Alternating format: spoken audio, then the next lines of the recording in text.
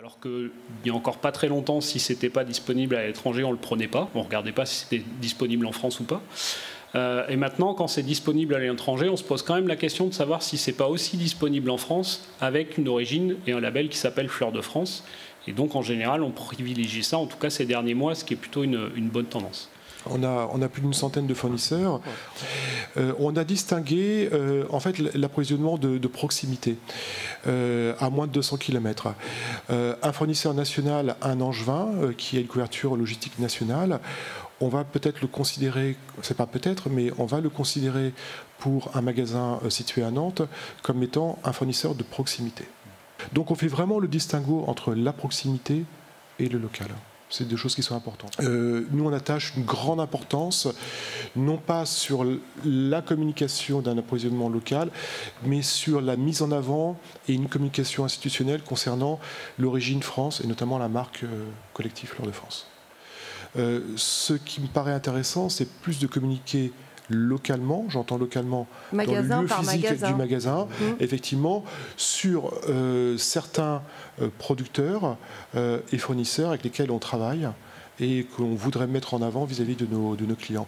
Mais c'est du cas par cas, c'est pratiquement du chirurgical, mais effectivement c'est une piste de valorisation de la production horticole et de pépinière qui nous semble particulièrement intéressante et qui correspond effectivement aussi aux attentes de nos clients. Terminé. Aujourd'hui, on valorise les deux sur notre site internet, on valorise la production locale et la production nationale.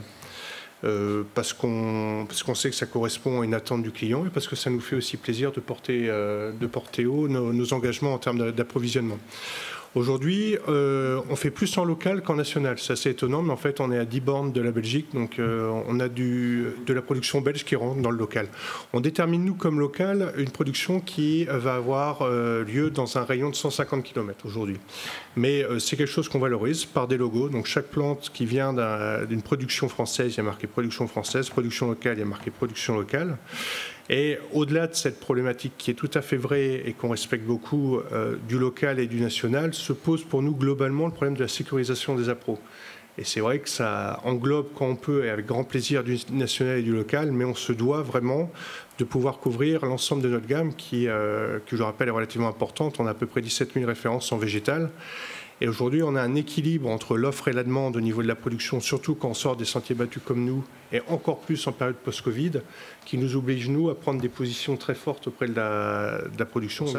On a vraiment plaisir à valoriser une production locale parce que c'est non seulement synonyme d'une empreinte carbone moindre, mais c'est aussi synonyme bien souvent d'une relation plus dense avec le producteur, entre nous et le producteur, et c'est quelque chose de très positif.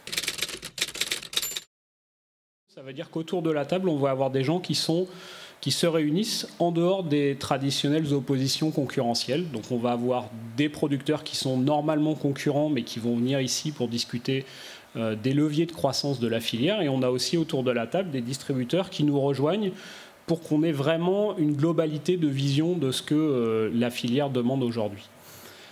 Une fois qu'on a discuté de tout ça, on discute de la pertinence, c'est-à-dire que c'est bien de faire un label, mais il faut savoir pour qui on le fait, c'est-à-dire est-ce que c'est accessible à tout le monde.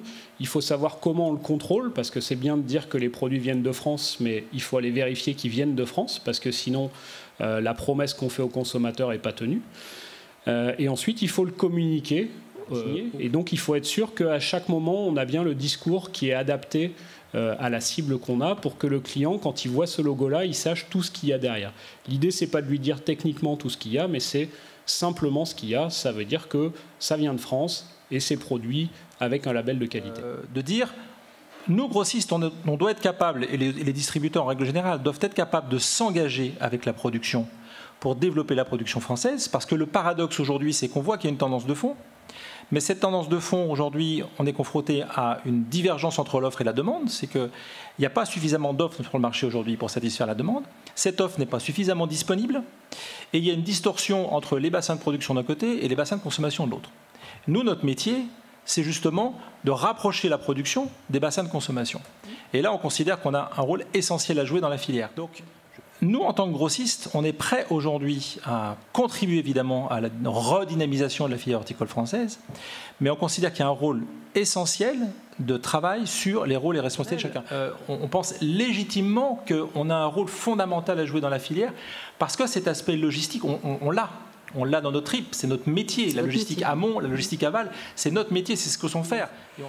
Moi, je défends la production française, évidemment, et je défends aussi le développement de la production française. On a une histoire, je crois que le maire d'Angers l'a rappelé ce matin, une histoire qui est belle, qui est longue, et qu'on doit transmettre et qu'on doit développer. On doit la conjuguer au futur, cette histoire. Et pour moi, ça a vraiment du sens. Et tout ce qu'on est en train de mettre en place et tout ce qu'on va essayer de construire, eh bien, ça doit aller dans ce sens.